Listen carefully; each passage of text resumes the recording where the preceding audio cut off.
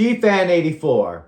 And man, do we have an episode to talk about. Monarch, Legacy of Monsters, episode 6. Without further ado, let's get right into this.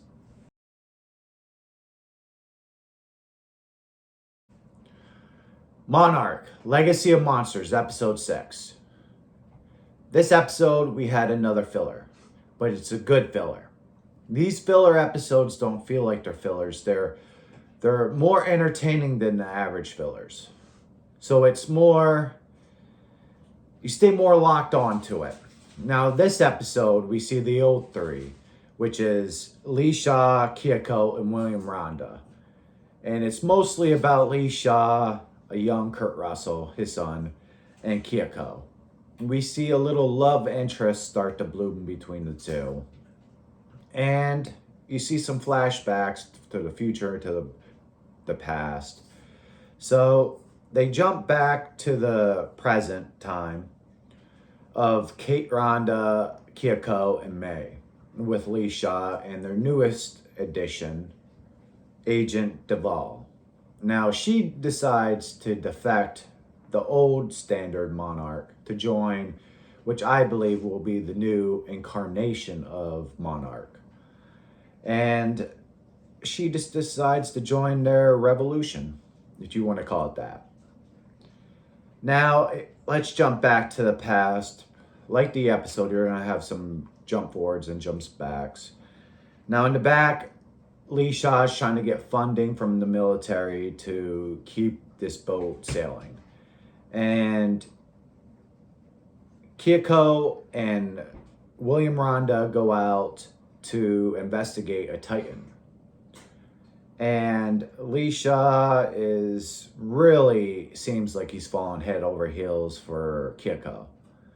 And he is presented by the general. You can either be in control of Monarch or have somebody else be in control. The ball's in your court. So he decides to ignore that warning and just go straight after Kyoko because he's madly in love with her. He's not thinking about it, what the outcome's going to be. So he goes and he sees that Kyoko and their scientist has made a lure trap for a Titan.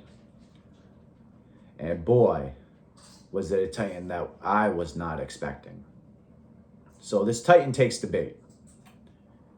And out pops this ball. With nick of time, Lee Shaw saves Kyoko.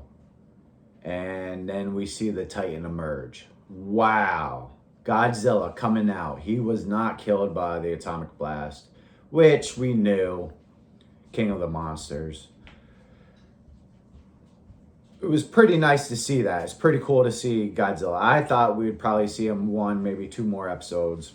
Now I'm starting to think we might see him on the season finale of it too. Hopefully. And then now let's jump back to the present with Kate, Rhonda, Kyoko, and May, and Lee Shaw and Duvall. They're on the trail of their father, Kyoko and Kate Rhonda's father. They find him, and he's got the same lore that Kyoko and William Rhonda had. Now, he sees them, and you see something's not right. He's flagging them to get away. He gets in the truck and speeds off. And then you hear a rumble happening. It's Godzilla. Godzilla emerges from the earth, from his burrow. Another cool little spot. We got to see Godzilla in two scenes. It was a nice experience.